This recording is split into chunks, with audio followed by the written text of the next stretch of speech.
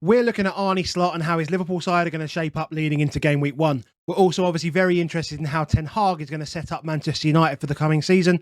So we've enlisted the services of Kees Van Hemmen. He is a Feyenoord fan, a Manchester United fan, and co-host of the Devils in the Detail podcast. Kees is going to help us understand what it means for FPL, the players we need to buy, the players we need to avoid, and the question of who wins. By the end of it, it'll be case closed.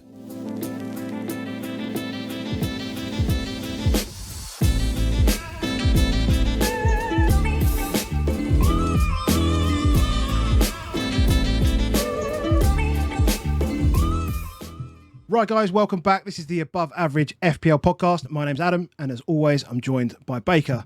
Evening, mate. How you doing? Very well, mate. Very well. Tinker time. We are almost 2 weeks today. It'll be 2 weeks tomorrow, or 2 weeks today, depending on when you're listening to the podcast. So we are recording on Thursday evening. But what we're doing, we're doing a mixture of FPL and sort of football-centric content at the moment, which is really, really good in the build-up to pre-season. Trying to get little nuggets from the football conversations that we're having, and hopefully we will definitely get that today. So joining us, we've got a guest, and we've got Kees from Devils in the Details podcast. How you doing, Kees? I'm doing really well. Thanks for having me on, guys. Pleasure, man. Pleasure. And in case anyone hasn't worked it out, you are a Man United fan, is that right? Yes, that is right. So Devils in the Details is my co-host's podcast. And we basically talk about Man United from an analytical perspective, talking about video analysis, some statistics, but really these days mostly talking about what's happening on the pitch, whether that's players or tactics or whatever it may be. So pre-season all about transfers for you mainly as well? Yep. Yeah, talking about Zirkzee and Euro and all kinds of other potential possibilities. Now injuries is really what we're talking about, but that's what it is. Cool. Well, we're gonna pick your brains on Man United for sure, and we are we're also going to pick your brains on Feyenoord's former Feyenoord manager Arne Slot as well, and see if we can get any key information that might help us with those Liverpool picks. So, particularly if you're a Man United fan and you haven't followed Devils in the Detail pod, the details are on the screen. It is at Devils ITD Pod on X. And you can go and follow them there and listen on Spotify, Apple, all that stuff, right? Yeah. Good stuff. Yep, we're on all platforms, so pretty easy to find if you can find the Twitter. So excellent.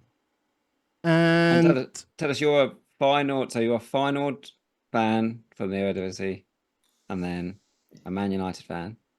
Yes, that is exactly right. I am a Feyenoord supporter by blood and a United supporter by nurture, I guess. Yeah, you can put it that way.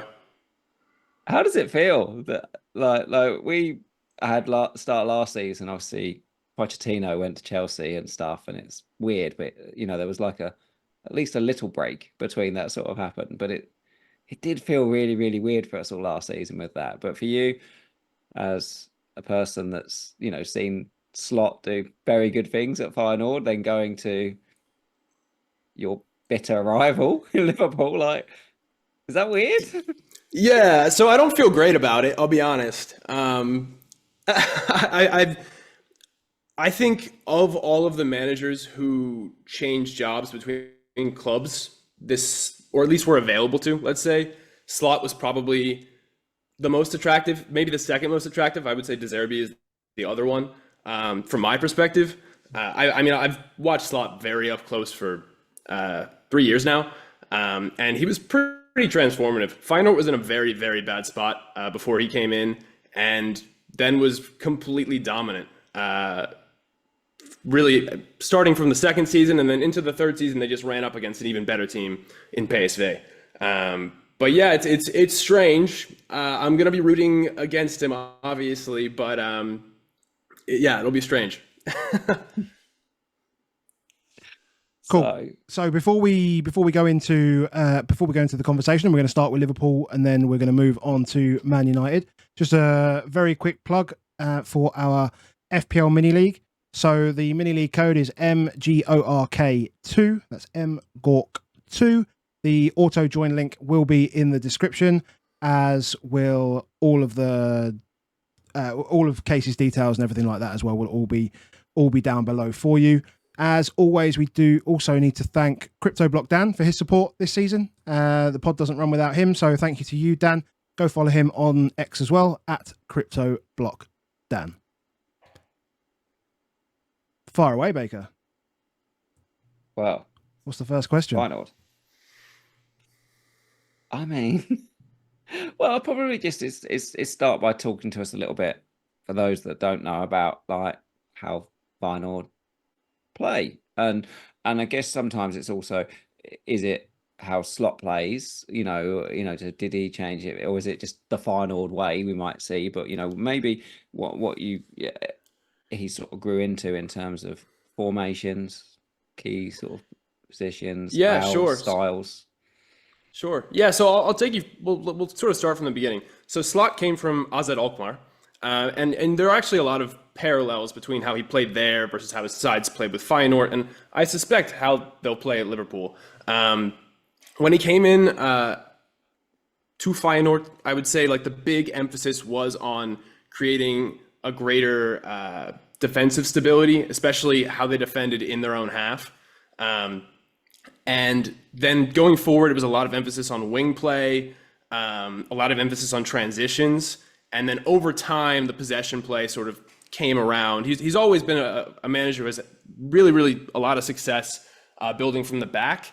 But I would say the efficacy and the success in terms of like attacking against a set defense and long spells of possession didn't come until seasons 2 and 3.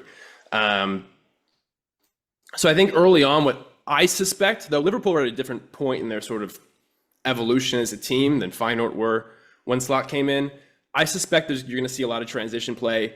I suspect a lot of wing heavy. I don't think you're going to see a lot of central progression. I don't think you're going to see a lot of like, I don't know, what we would call probably like tiki-taka, like the City style of play.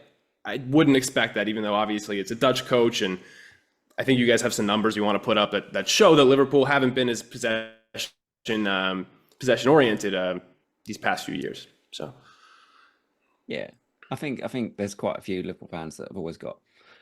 I mean, I've sort of loosely referred to them over many years under Klopp as like a bit of a long ball team, bit of a direct team, and it's always like immediately seen like, oh, you can't say this, like type space. But the point is they attack fast.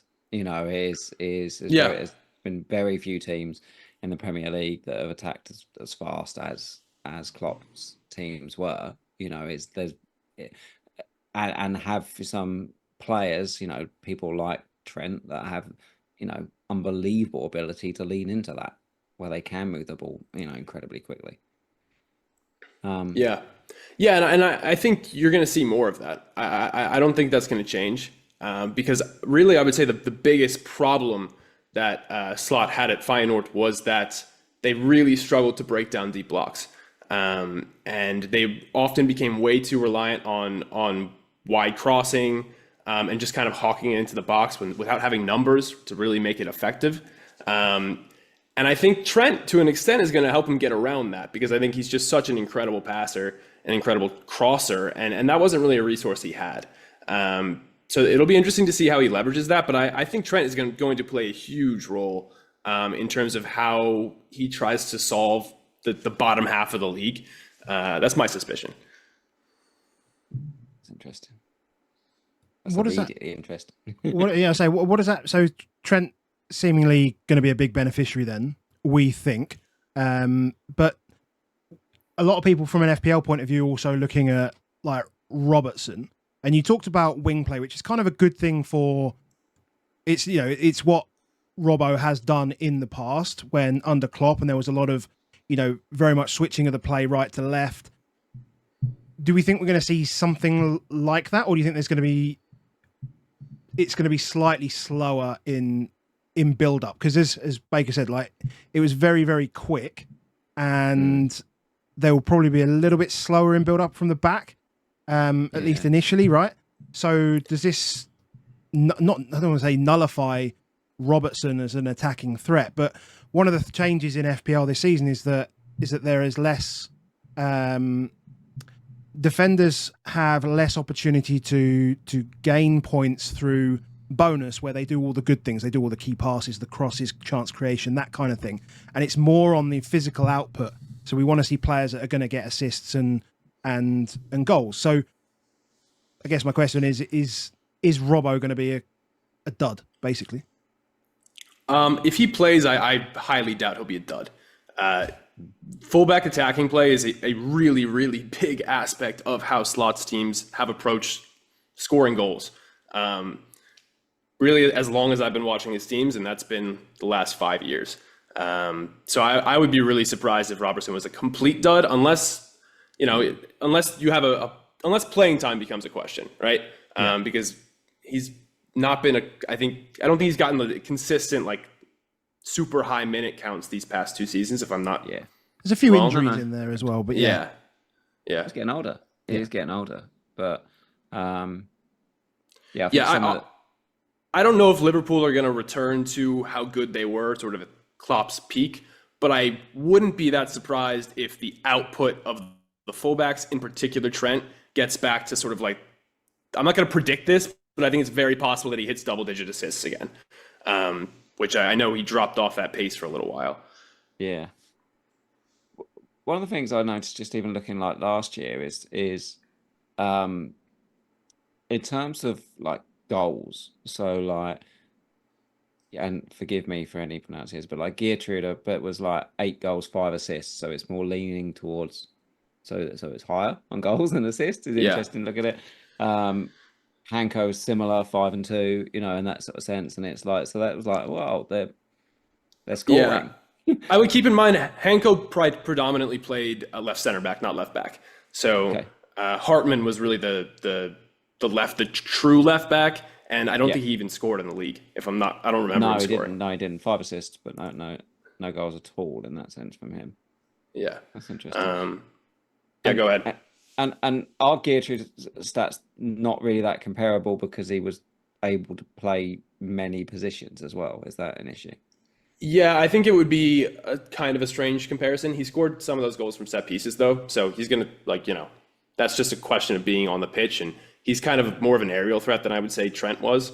I wouldn't look to him for a comparison for Trent or Robertson. I think Hartman is probably the better parallel. But even I think he got, like, if you scale it by playing time, I think he got, like, an assist every 4 games or something like that.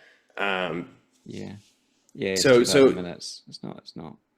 Yeah. So I expect the fullbacks to be productive. That would be my general stance. I mean, you then move further forward, and sorry, actually, well, was just on the defenders and those things. Sure. Because set pieces are big. In this, and as I said, it caught my eye, the clip that went around social media this morning of just crazy numbers of people making all quite clearly orchestrated moves. Also caught my eye that it was an in-swinging corner from the right-hand side, because we're so used to Trent's taking every corner from the right-hand side for a long, long time. And I was like, oh, that's interesting. Will we...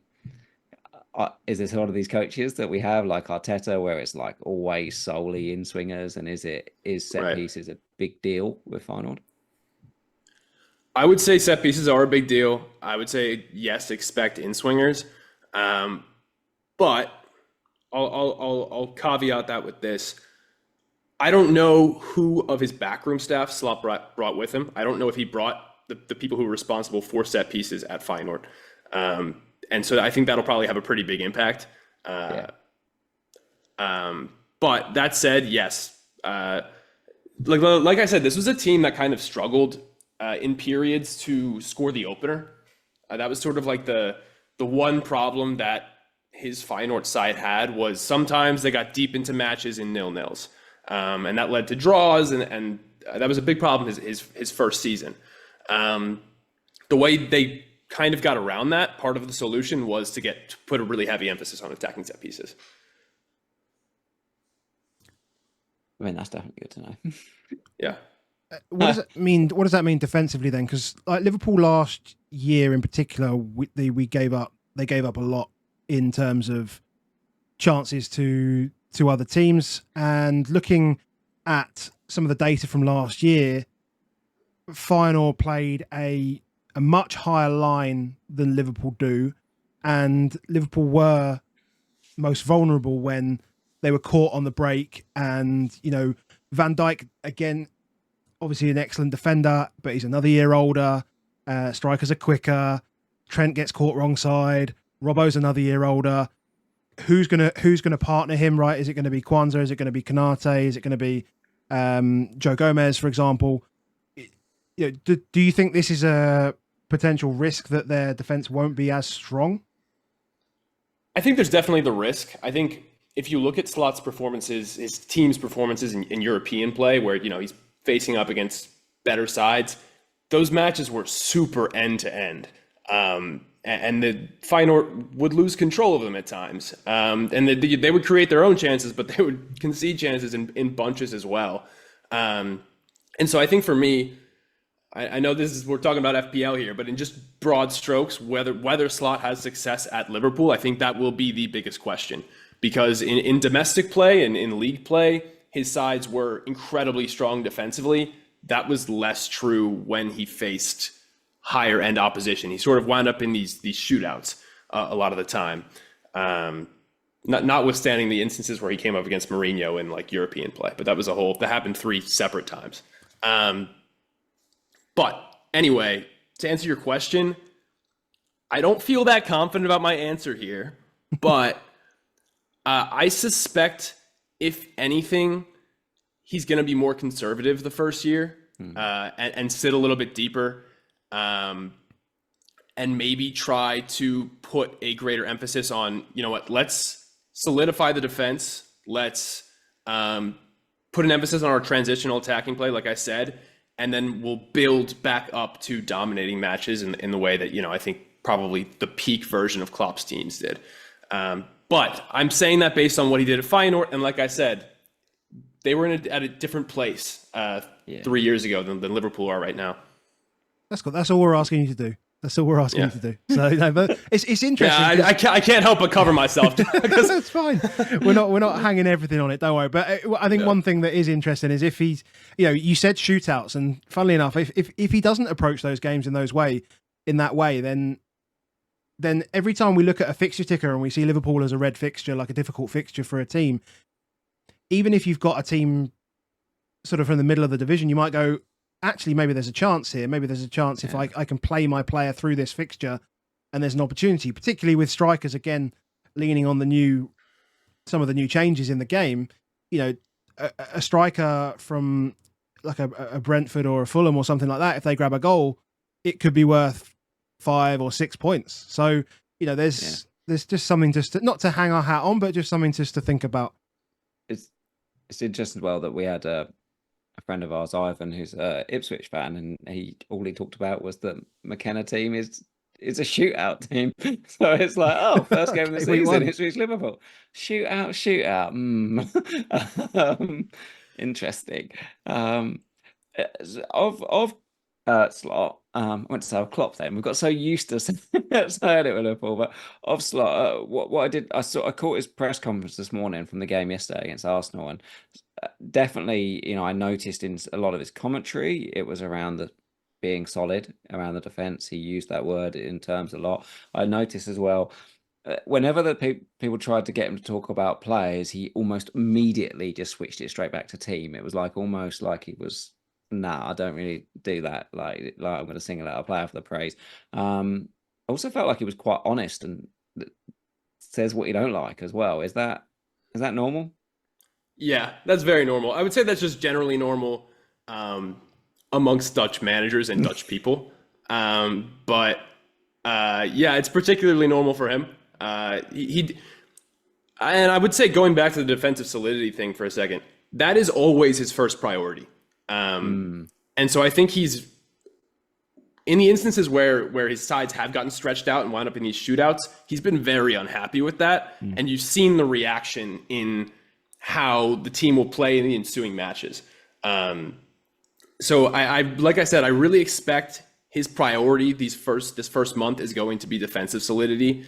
And so I think, if anything, while I do think over time the shootouts are a possibility, I would expect, if anything, it to be a little stodgy at the beginning, and maybe a lot of 1-0s and 0-0s and 1-1s.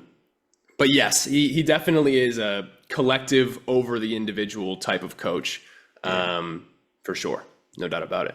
I'm above average. We've got to go to the attack. We've got to go speak about the attack stuff. So people are, interested. We've ended up with obviously Szoboszlai's in his second season, and he's cheap because he didn't play a huge number of minutes last season.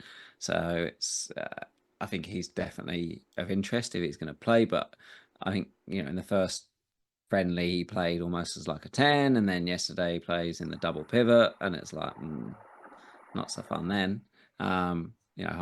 Elliot suddenly looked like the more fun world, but it looks like if you can get that 10, that looks pretty interesting. But even looking at, I started looking at sort of like the formation and who was playing, like the main players for the 10s, to see if I could translate stats from Feyenoord, and I was like, it's quite spread out. Like you had, like four midfielders, plus Gertruda, that had all, over 12, expected goal involvement last season. And I was like, is that what it is? We attack from everywhere. It could be anything that does it, but there's not.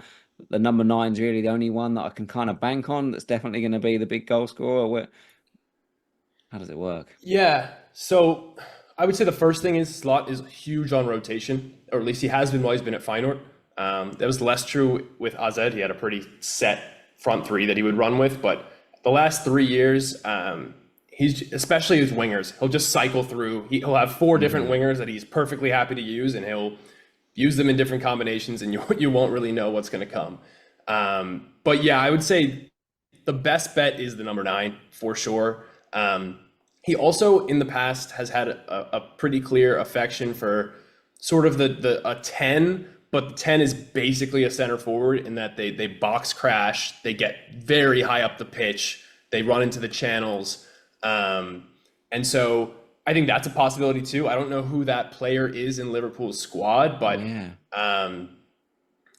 I think that'll become very clear early on whether or not that's the route he's going to go. And if that is the route he's going to go, I would be really big on, if it's Gakpo, if it's Szoboszlai, whoever's playing in that 10 role and getting forward, I think will probably massively McAllister, outperform do you know what I mean? Could be It's McAllister.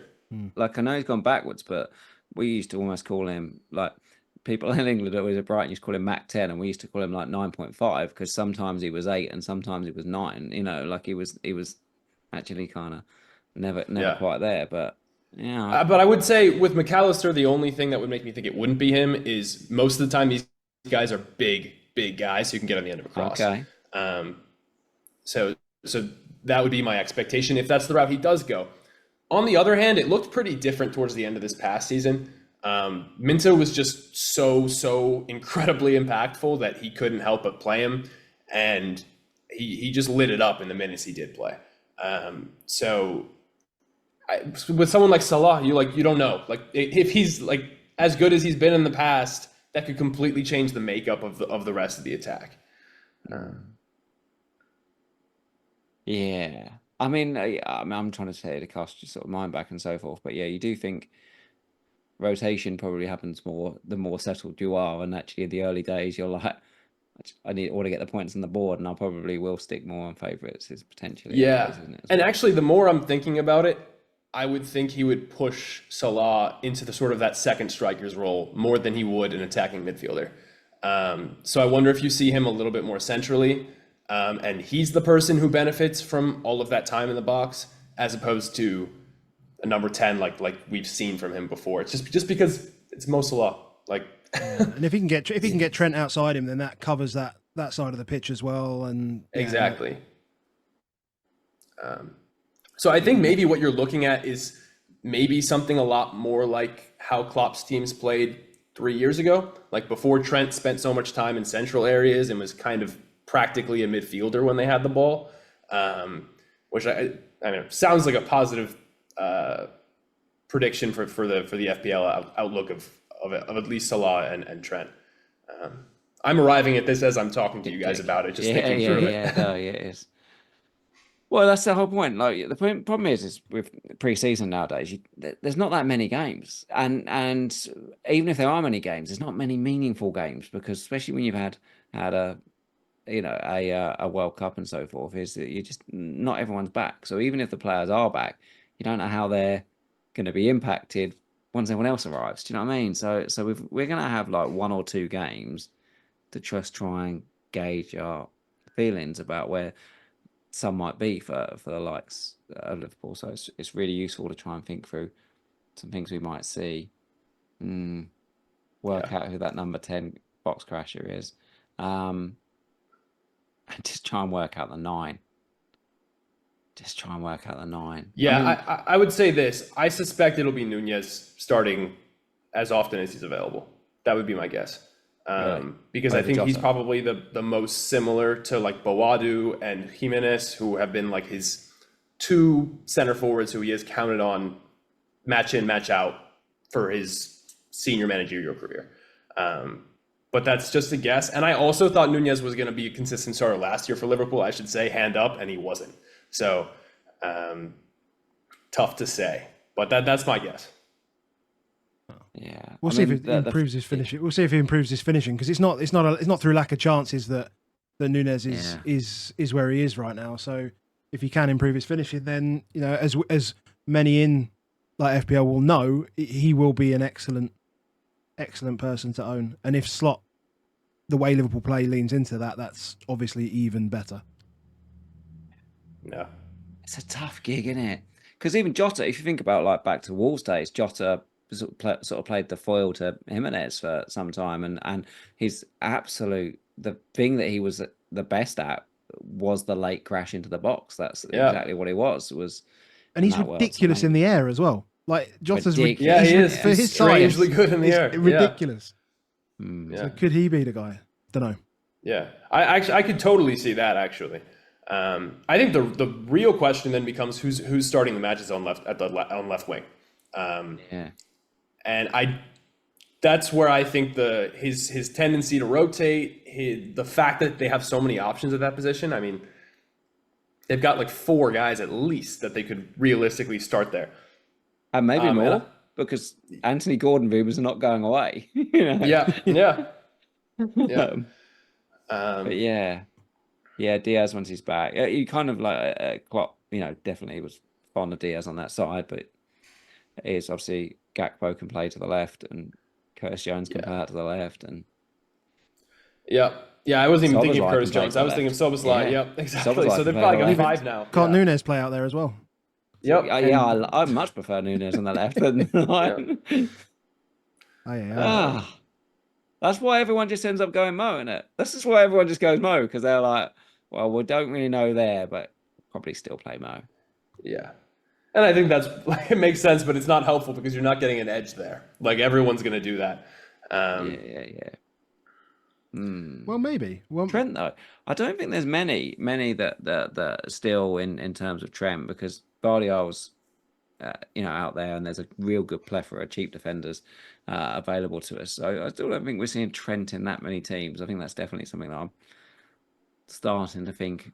Is there a way of doing it? The interesting one on Trent is that Trent's a lot easier to afford if you have Salah as well, but not Haaland. So it's like you're like all eggs in that basket. You have to lock in on Yeah. If you're on Haaland and Trent, then it's like that's a lot of money. The most expensive defender, the most expensive player in the game. Good. Well, you've mentioned we better talk about Brighton's new boy as well then. Or new boys, in fact, because they've got 2 from you. I was really surprised on this, that the 2 guys from Feyenoord went to Brighton and didn't go with Slot. So, like, Minter, was he someone that might be interested? And is it Matt Sviffer? Is that how we say it? How are we doing it? Yeah, we just say Weaver. It's probably easier for you. It's probably easier to just go with Weaver. What can we expect of them at Brighton? So I don't think Weaver is really an FPL pick, to be honest with No. you. Like the very traditional defensive midfielder. I think he's a good player, but Yeah. I don't really see the path to value. They might use him at attacking set pieces. He's a big guy. He's pretty good in the air. But if he makes them more solid, then there is some cheap defenders in the Brighton ranks that might be interested. Yeah. So I will say I do think he's a Premier League level player, and I think he's an effective defensive midfielder, and I do think he will make them more solid. I don't think he's going to light the world on fire. I don't think you're going to be talking about him moving to like a top club Like next Chelsea summer for 120 million or something. No. Well, you never know with Chelsea, but any other top club for some crazy fee, he might make that move, but I don't see him making that move to be like the starter, the guy we're going to count on every week. So I don't want to say he's going to be that good. As for Minta, this kid is nuts. Like this is, I think, probably the most excited I've been about a winger coming out of Dutch football in a while, because he actually has explosiveness, which isn't like, even like Gakpo, who I think has been relatively successful, like not a complete flop at least at Liverpool, very clearly didn't have explosiveness on the dribble that was going to make him like a really big 1v1 threat. Minta does, which means that there's a really wide range of possibilities. I don't know. He kind of strikes me like a lot of the guys that Brighton go for, where it's like they're going to have one really big standout skill. They're going to have a run of games where they are incredibly impactful, and probably everyone's going to want to pick them up in FPL, and then they just get dropped, or like there's a short run where they don't score so much and suddenly they're a substitute rather than a starter all of a sudden. That's probably what I would guess for him this first season, but I do think he's definitely somebody to keep an eye on in terms of when he plays minutes. I think that he will be good in those minutes. I think he's a much better player than, for example, Antony was when he came to United. And I wasn't even that down on Antony when United signed him in terms of his attacking output. But I think Minta is the better player. Minta. Yeah, it's gonna be interesting. It's gonna be interesting because they've got so many of, I wouldn't say a similar type of player, but they do kind of like feel like West Ham used to do. And then if you look at Brighton now, they'll have Minta, they'll have Enciso, Adingra.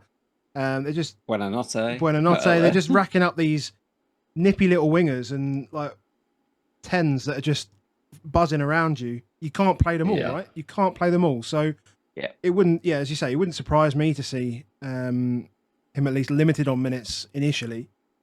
But you never know. Depends on what kind of impact he has, I guess.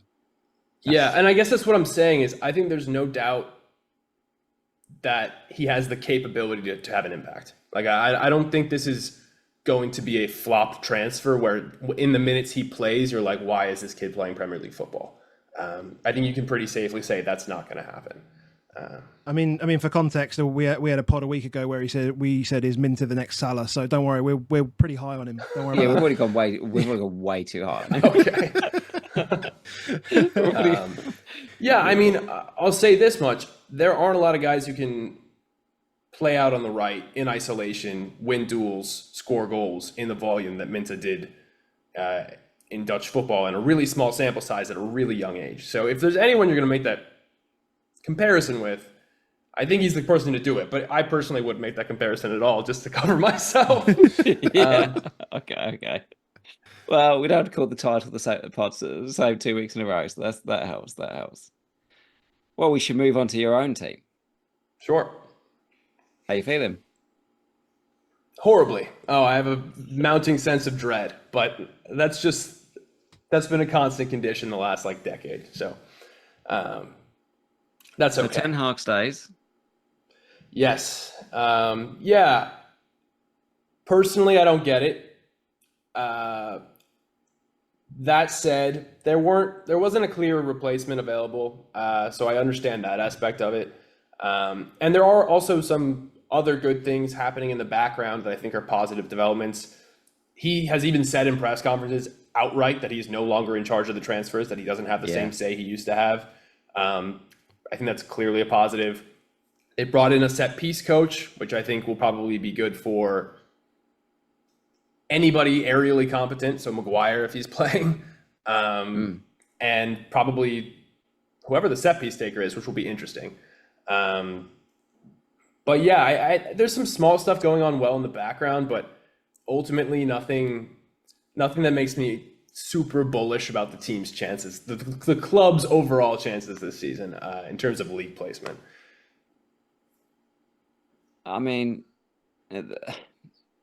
yeah, I mean, defensively, it's gone a bit off limits. We have, as I said before we started, but we've got Lissandro, who's 4.5 million, all everyone will always quote is that it's interesting that season before last, all anyone would quote was that De Gea had the most clean sheets in the league, and now all anyone quotes is that it was the most shots conceded, sort of thing. So it's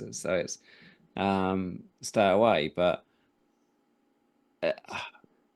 do you expect that? I suppose transfers as well. Like, do you expect? What do they do? Is the centre midfield probably the bit that we always look at? We often will look at past maps and be like, no one really wants to stay there in that 6 row. Everyone wants to go. You know, we've seen stuff like McTominay play way too deep for where he wants to go because he runs off, and Mainu, like, relying on him to do it. It's not really the like. What do you expect them to do between now and the start of the season in terms of like that 6 row? And I mean, I think the most likely, what it's looking like right now, is that they're going to bring in Manuel Ugarte. And I don't think he's a traditional 6. I think he's sort of more of like a ball winner. Like, he's kind of like a really high-end version of Fred, which is, I don't think any comparison to Fred gets anyone super excited anymore. But I think he is a good player. I just don't think he's a sitting midfielder. He's not Rodri. Who's Rodri though? Do you know what I mean? Like, yeah, exactly, absolutely. Yeah. But he's not. I don't know. He's not Declan Rice. He's not even Moises Caicedo. I think he's a usable player. He belongs at a club as big as United, but I don't think he's a week in, week out starter who you're like, this is one of the best players in the league. And that's like the best case, is where they actually get him. I think there's a pretty decent chance that the price tag is too high. People are saying £70 million as an obligation or an option after a loan. That doesn't seem realistic to me. In which case, I think you're probably looking at a McTominay, Mainu, Bruno midfield match week 1, assuming those players are all available. It looks like I think Bruno picked up a knock, and I think McTominay may have as well, but I might have that wrong. But I'm pretty sure Bruno has a minor injury. Oh, that's interesting. You'll be setting rumors off again now. We need to cover this. Be interesting. I think it's a minor knock. I don't think it's something that's supposed to keep him out long term. But point being, that's not an inspiring midfield in terms of the defensive solidity. So I don't know. In terms of like, I think the tactics have to change massively to even consider being optimistic about this team defensively. And even if the tactics change, I don't see a lot of dual winning. I don't see a lot of positional discipline in that midfield. I honestly, outside of Mainu, I don't see many players who can maintain possession and help you move up the pitch and avoid those really costly ball losses in your own half that, you know, just as bad as being bad defensively is being bad in possession and giving up the ball in places you shouldn't. So. Well, it's not the most positive. I'm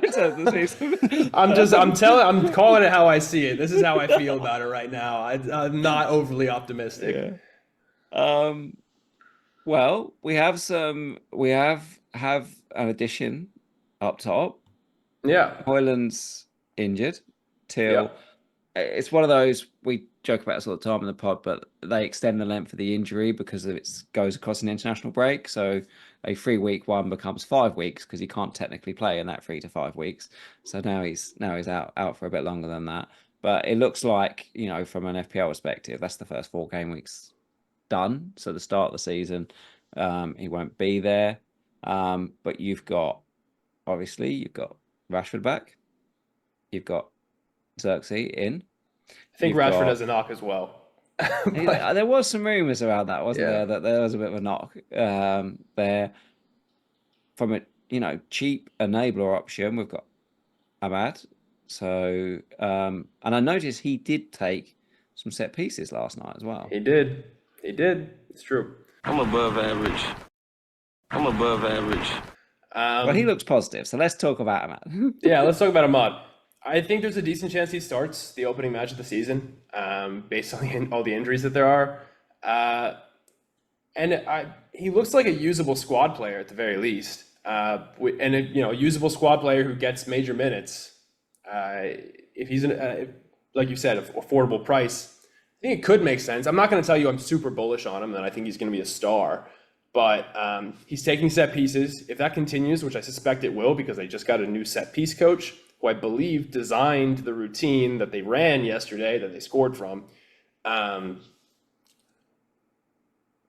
That I see the upside there. I think there is upside there for sure. Especially if Rashford and Højlund are out for extended periods. There's really no one to push him out of that position on the right. Obviously, Højlund wouldn't be starting at right wing anyway, but there's a possibility that, if Højlund is fit, he plays at center forward, Zirkzee plays on the left, you have Garnacho or Rashford on the right, something like that. And it pushes Ahmad out of playing time. But that's not going to happen the first month. So I think he will be playing. Yeah, even that corner, like, I just felt like he hit it really, really hard. I was like, I can't almost imagine Bruno hitting it like that. Like, his corners are more sort of a whip. Like, that was... Yeah. No, Bruno's a diabolically bad corner taker. He hits the first man at like an incredibly high rate. So I think Ahmad taking that set piece was a deliberate thing. I think that is by design. I think somebody thought about it. And so I wouldn't be surprised if that continues, at least when he's on the pitch. So if Rashford's okay, does he start over Garnacho? Does he start up front and you ease Zirkzee in? Where do we see it, do you think? I don't really see any way he's starting at center forward unless Zirkzee does very poorly to start the season. I think it'll be Zirkzee to start the season. If Rashford is fit, I think it's tough to say. Garnacho and him are pretty comparable in a lot of ways. And I think Garnacho is, younger, seemingly more consistently fit. And just, I think it's easier to be positive about him because he's younger and because he doesn't have all this baggage coming from all the inconsistency. I don't think he's going to hit the heights of 2 years ago. But I think that was kind of just I think for the most part that's going to be like the upper end of his outcomes in general. I think that his best seasons are going to look like that. Maybe he does that again. Maybe he doesn't. But I think more likely this season you're looking at like 20, 25 starts, 10 goals, maybe, handful of assists. I think he'll be better than he was last season, but worse than he was the year before. Yeah. And I don't think he's going to start every match. So yeah, I mean, Rashford's had a lot of injuries, and he's getting older. He is getting older, and he is. And when you were, we've seen many players this, when you were explosive as a very young age and played a lot of minutes at a young age, you do get older quicker, and that is. Well, I think it's in January of next year. It's 9 years since his debut, which is pretty crazy. Yeah. Like I said, for most players, it is said that were an explosive talent. 9 years on, you're not the player. So it's interesting. And I do wonder as well what you said with Højlund injured. Like, is the safe option to start Garnacho and then bring Rashford on because at least he's got less likely chance of getting injured, because you can't afford another one. Yeah, maybe. I mean, I think I don't think Rashford, if this injury news is true that he's gonna, he has a knock and he might miss the first week, I wouldn't expect him to start at least the Community Shield and probably not the match the next weekend in game week 1. So I would guess the opening match it'll be Garnacho on the left. I think he also has a knock. I've lost track of who's injured, to be honest with you, but I think he does have one. Garnacho, Zirkzee, Ahmad with Bruno behind them. That would my guess. And then it'll be Casemiro with McTominay next to Mainu, which is basically how they lined up last season. But Well, Bruno is still effective from there. oh, absolutely. No, I'm not down on not- Bruno. Yeah. Yeah. Zirkzee, because Yeah. we know very little. I think he's a very, very fun player. I don't think he has FPL value. I don't think he's going to score goals. He's the kind of center forward who has no interest in being in the box. He likes to drop really deep into. Yeah, he likes to drop really deep into midfield and kind of progress play, do all of like the little stuff that I think coaches love and people love to watch. But there's not a lot of goal threat right here. He's a really big guy and he's fast. Yeah. He's really fast and he's technical. So all of those things make you think maybe there's room for growth here. Maybe he does develop into a goal scorer. But I think year one, I would not bet on it. Especially since I think a lot of his minutes are going to come wide once Højlund is, or either wide or as a second striker once Højlund is fit. So yeah, I would say no go on Zirkzee from an FPL perspective, in my opinion, unless he shows some massive development in terms of the goal scoring, which I don't think is likely. He's not that young. He's 23. Yeah, I mean, my immediate thoughts go straight back to Bruno again, because one thing Bruno does, exactly. Just get him beyond him, and that's exactly where he does his best stuff. If he can have someone to work off of like that has a presence in that sort of 10 position and allows him just to find space. I mean, I don't know what his passing's like in the final third, or whether it's more whether he's more sort of plays the way he's facing type of type of striker. So I would say Zirkzee is a very good passer. Okay, he's a very good passer and he's a good dribbler. He sort of does everything except score. Cool. Which is why I like it as a transfer, but I just don't see it. Like I think if he started every match this next season, he starts 38 matches. I'm not sure he hits 10 goals. Yeah. So. I mean, how excited can you be about a center forward? To be fair, so for us, who's trying to like clean the edges off it, well, I'm like, okay, like the new Val for you up front, like type player, where you're like, well, can I have positive impacts on the other one? So again, Ahmad at 5.0, Garnacho, Rashford, Bruno. It could. I would say if you're gonna buy anyone, it's Bruno and Garnacho.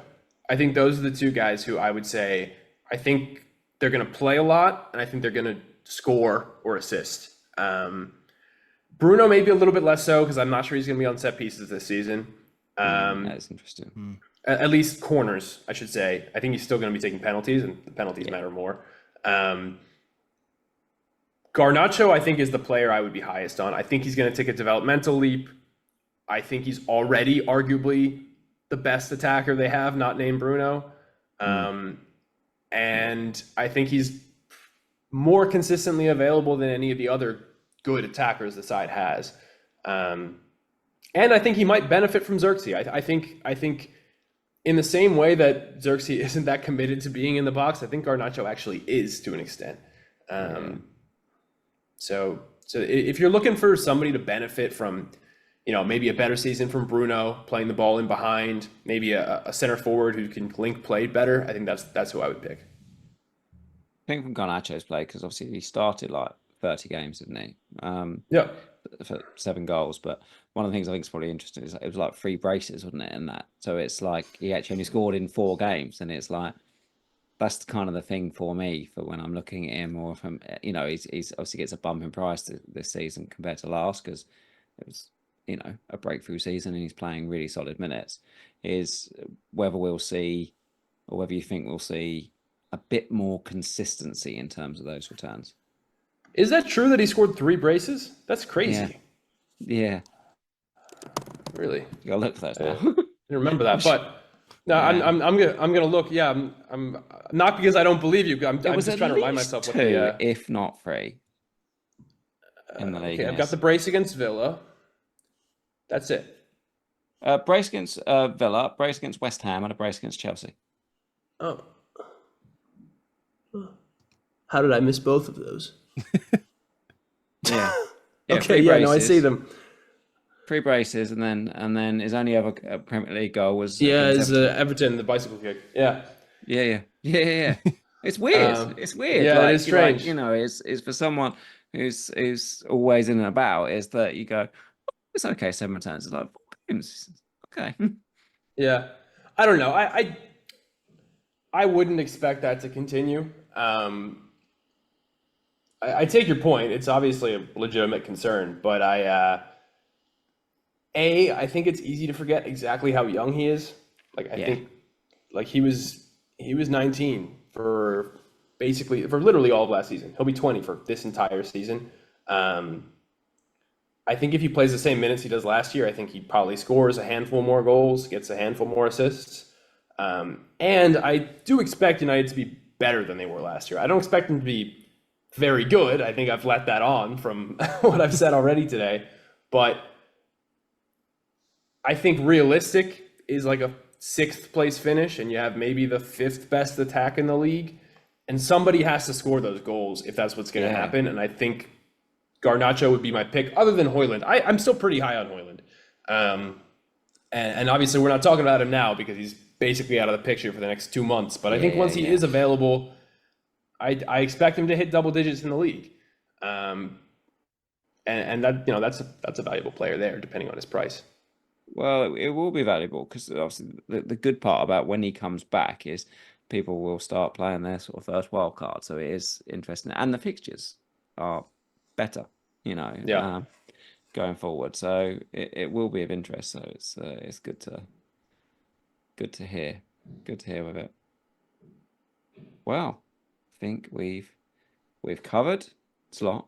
We've covered the new Brighton boys. We've covered Man United. You've given a prediction of 6th. What would you give a prediction for Slot's Liverpool for this season? We'll go 4th. Yeah. Okay, 4th. I feel all right about that. Who's taking 3rd? Because we're assuming Liverpool. I don't know. I actually want to say this. I have a sense that things are going to click for Chelsea. We were so close to you saying Tottenham, but I know. No, I have a sense that things are going to click for Chelsea. I could see it being Tottenham because I'm pretty high on just in general what you've got going on there, but the defensive issues were so bad to that's fair. To close out last season that that's how I feel about, to a greater extent. I think the problems are a lot bigger. That's also how I feel about United. It's like you have to show me that this can work, which is true of Chelsea, I guess, as well. But I don't know. I just think Chelsea have an overwhelming amount of young quality that has to take a step forward at some point. And I think at some point it all has to click. Like somebody's going to get it right. And I've been saying that about United, but I think Chelsea have far more talent. And so that's sort of the gamble I would take.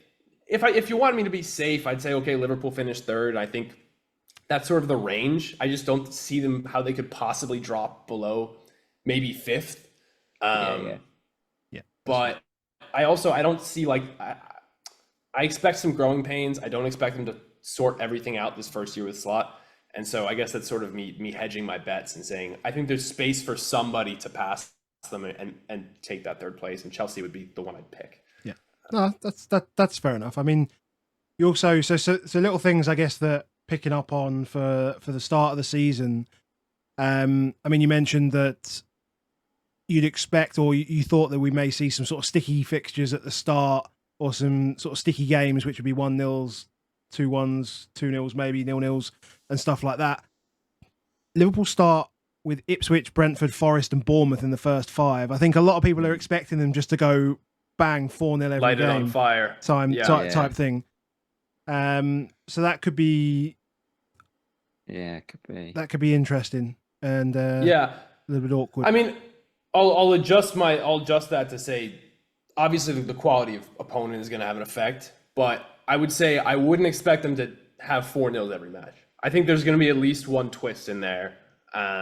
A disappointing fixture, maybe a couple of matches where they score fewer than you'd expect them to, which, I mean, something to keep in mind if you're that first fixture is really big, like because it's away, because it's at Ipswich, and it's like it is at Ipswich, but it is also away, and they're off such a high.